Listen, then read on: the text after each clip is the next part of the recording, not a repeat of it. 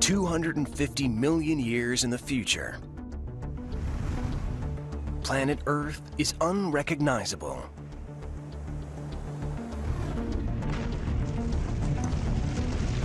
The 7 continents are now one giant landmass, a supercontinent of vast and arid deserts.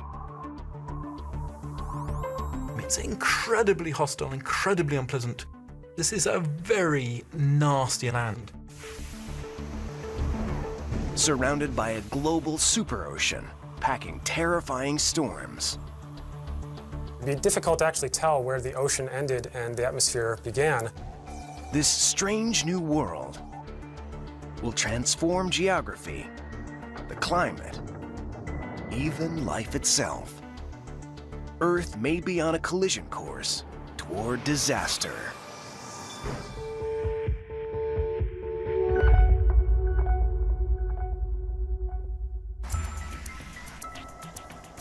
Today, life on Earth is good. Our planet enjoys a moderate environment with few true extremes. The main reason for this is the layout of Earth's landmasses and oceans. The major continents run north to south. There are nearly 2,000 islands separated by 3 major oceans, which balances temperatures and provides conditions for life to flourish.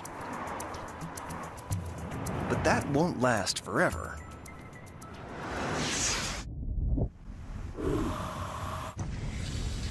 Scientists predict that all Earth's landmasses will combine to make one giant supercontinent. This supercontinent will trigger a domino effect that could threaten all Earth's systems.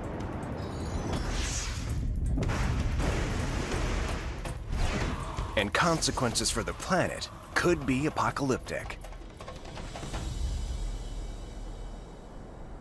Earth's fate hangs on the precise shape of this coming supercontinent. Geographer Chris Scatese is a leader in the race to determine the future formation of Earth's continents.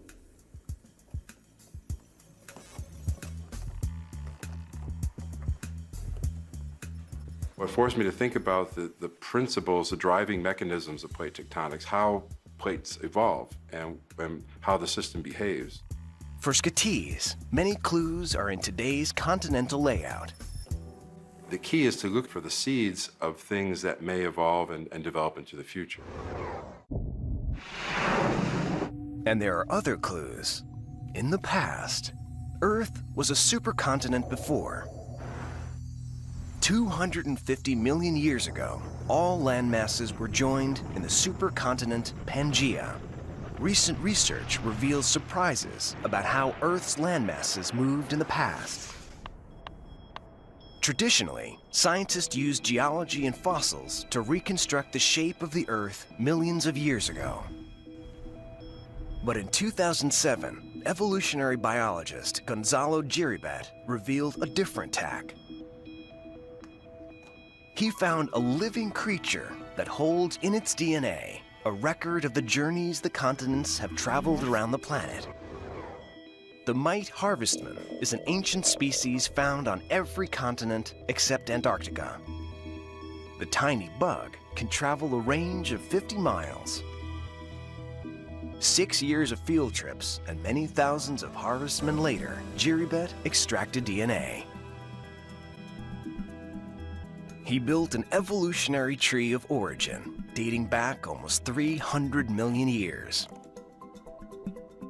He discovered related species that today are separated by thousands of miles of ocean. Giribet's research confirms recent findings about the shape of Earth's last supercontinent. He was puzzled by the DNA of the Florida mite harvestman. It showed no connection with other North American species. But it was related to mite harvestmen thousands of miles away in West Africa and South America. This little bug revealed a new detail about Pangaea. The form part of this kind of cleavage between South America and Africa. Florida was once part of Africa. When Pangaea broke apart, it drifted west to join North America. It's how we come about to have a relationship between animals that now live in West Africa, in tropical South America, and in Florida. Such details help Chris Gattiz refine his map of the future. But first, he had to predict the movement of the giant interlocking pieces of rock that cover Earth's surface.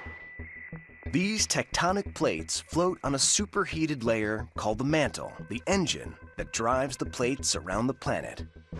These plates constantly rift apart, so the continents move like pieces of a giant slide puzzle. A second process brings the landmasses together into a supercontinent. Subduction. When two plates of different densities collide, heavier oceanic rock sinks or subducts beneath lighter rock.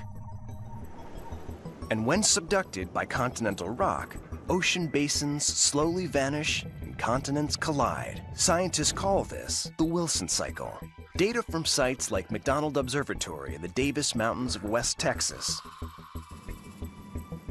allow scientists to measure the speed and direction of Earth's tectonic plates. 43 sites like McDonald beam lasers to a satellite. Hundreds of reflectors bounce the beams back.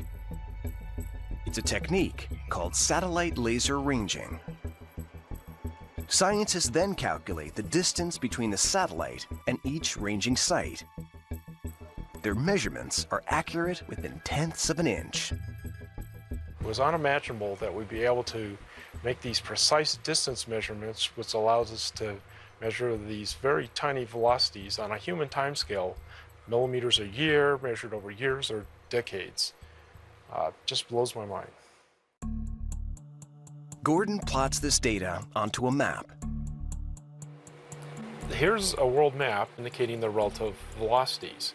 So it's highest here in the Pacific, where it gets as fast as 140 millimeters per year. The reason for this high speed is a plate boundary in the eastern Pacific. Magma emerges at this boundary, creating new seafloor that spreads up to 4 inches a year. But it's being subducted faster than it's being generated. Chris Gattiz drew together all the data for his prediction. The result was a world map unlike any we know today. And he was a little surprised. When I put the continents together in this configuration, it was obvious it's sort of a circular continent with a hole in the middle. I said, what am I going to call this thing? Donutia? Or maybe it looks like a bagel, Bagelia?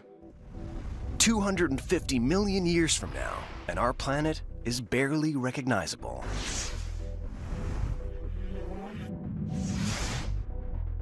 There's just one landmass, a spectacular supercontinent, 13,000 miles long and wide, with one global superocean that covers 2/3 of the planet. What we see is a ring of continents surrounding the remnants of the Indian Ocean that lies right on the equator. North America collides with southern Africa, closing the Atlantic Ocean. Antarctica moves north to join with Southeast Asia and South America. Gattiz has a name for his vision. We came up with Pangaea Proxima, which literally means the next Pangaea, because it's clear plate tectonics will continue, and there'll be other Pangaeas in the future. And the journey to Gattiz's vision of the future promises to be a white-knuckle ride.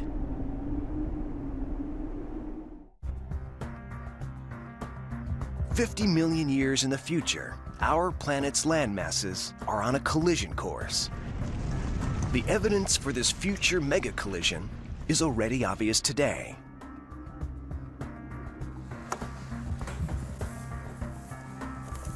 Chris Gattiz thinks subduction zones are the key players that will reshape our world. This is the Ring of Fire, almost 25,000 miles of subduction zones that circle the Pacific Ocean. Most of the world's major volcanoes and largest earthquakes occur here. It was a small subduction zone where the Indian plate descended under the Burma plate, generating a magnitude 9 earthquake in December 2004. This Asian tsunami killed 280,000 people around the Indian Ocean. Ever since the last Pangea, the Ring of Fire subduction zones have driven Earth's tectonic activity. Skatees believes this will change. This subduction zone has been there for 300 million years. It's a very stable feature. But every once in a while, it spawns off little viruses of subduction zones, and these subduction zones invade another oceans and start subduction in a totally different ocean. The Puerto Rico Trench in the Caribbean is one such example. Skatees predicts it will play a key role in the formation of Earth's next supercontinent. Now, this subduction zone is currently in the Atlantic, but it started out in the Pacific and it sort of migrated its way, eaten its way through Atlantic Ocean. What the subduction zone does in the Atlantic is what matters. The key is that this subduction zone has the possibility of spreading north and south along the margins of North America and South America, creating a new subduction zone in the Atlantic. 150 million years from now, and this is the new Earth with the startling new Ring of Fire. The Atlantic Ring of Fire will stretch the entire length of the eastern seaboard of the Americas, from New York to Buenos Aires. It will continue along the coast of Antarctica and Australia and loop back across the Indian Ocean to South Africa. Earthquakes will be as common here as they come, and a new chain of volcanoes will explode. This new Ring of Fire will spell the beginning of the end for the Atlantic Ocean. Well, this is something I call plate tectonics in a box. Basically, it shows a spreading ridge where ocean is created, and we have a new subduction zone along the east coast of North America. Today, the ridge creates new seafloor, making the Atlantic wider. 150 million years from now, the new subduction zone that runs down the eastern seaboard of the Americas will change all that. That subduction zone will tug on the oceanic plate, where eventually the ridge gets closer and closer, and actually it's subducted itself. When it's subducted, the subduction zone will be subducting ocean floor attached to Africa, pulling these continents back together. The last time Earth's continents were connected, it was home to some of the largest creatures ever to walk this planet. But on the next Pangea, it could be the smaller ones who reign supreme. In the future Pangea, it may very well be that reptiles like this gecko end up inheriting the Earth. And while Earth's last supercontinent saw the rise of these giant creatures, it also witnessed their demise. Adaptation and evolution could allow some creatures to survive on the new Pangea, but the odds aren't good. The last Pangea was the scene of Earth's largest mass extinction. Could the next Pangea bring on another?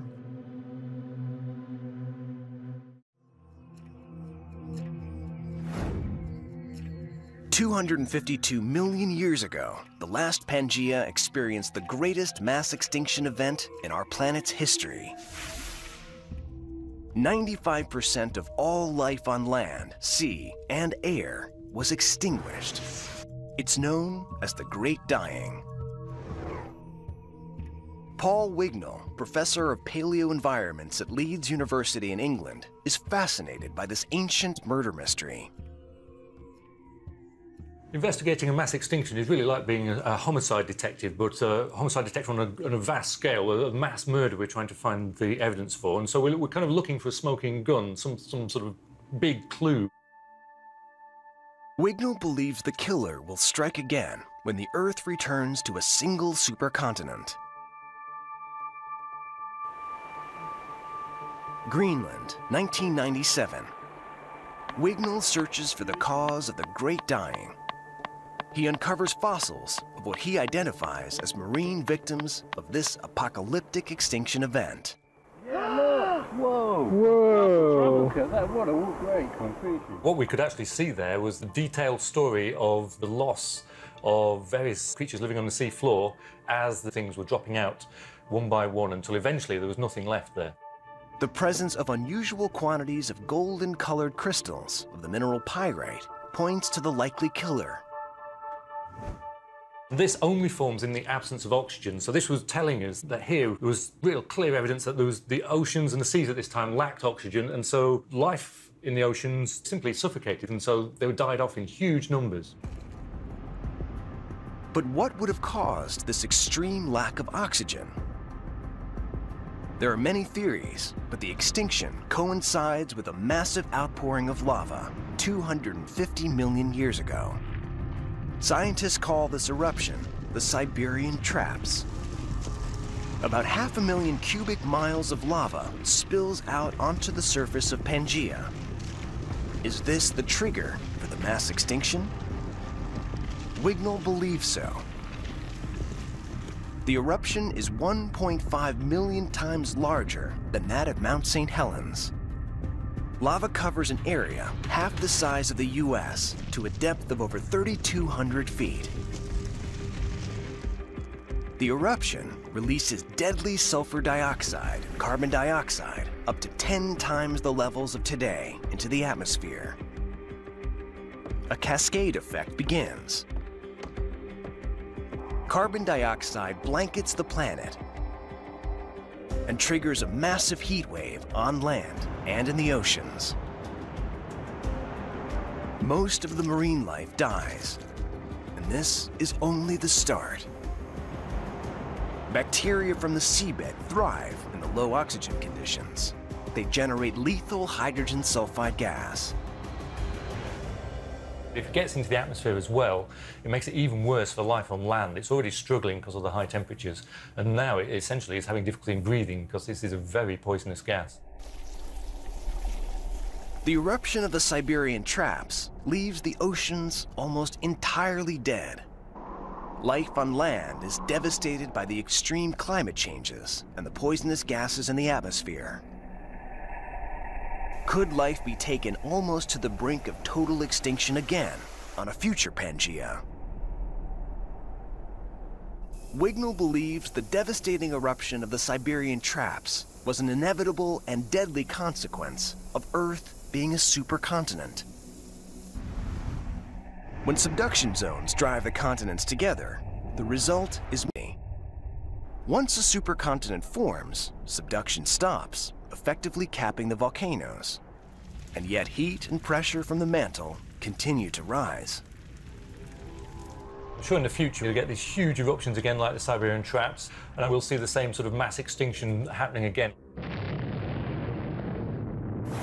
Such a massive eruption on a future single landmass could wipe out 95% of life on Earth. This was what happened on the last Pangaea 252 million years ago.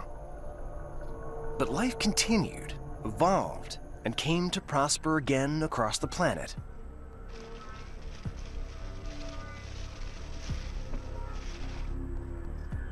Now a new theory suggests that next time may be different.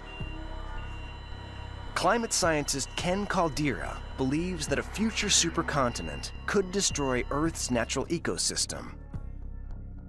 Let me draw a graph to show you how the formation of a supercontinent can trigger the end of life on this planet. Caldera plots carbon dioxide levels into the future as we face a catastrophic tipping point. There's a critical threshold for the survival of plants, and that's around 150 parts per million. Carbon dioxide levels will sink below this life-sustaining level when two natural processes combine. First, as our sun slowly heats up over millions of years, our planet will get hotter. This increases rainfall and weathering, which causes carbon dioxide in the atmosphere to fall. So that might look something like this. Carbon dioxide levels also change dramatically over the next 500 million years. When the landmasses begin the journey towards a single supercontinent, subduction between the tectonic plates causes more volcanic activity. The result is higher levels of carbon dioxide in the atmosphere.